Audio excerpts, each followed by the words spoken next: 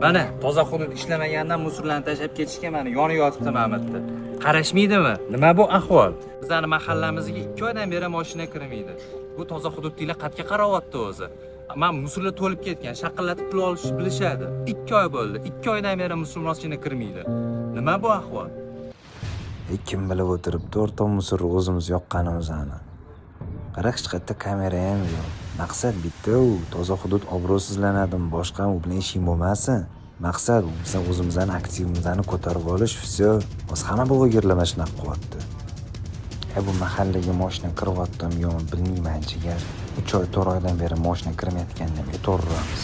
Bu ham zo'r plyus bo'ladi. Odamlar o'rtasida zo'r muhokama bo'ladi. Davay, syomka. Kamerani yoq.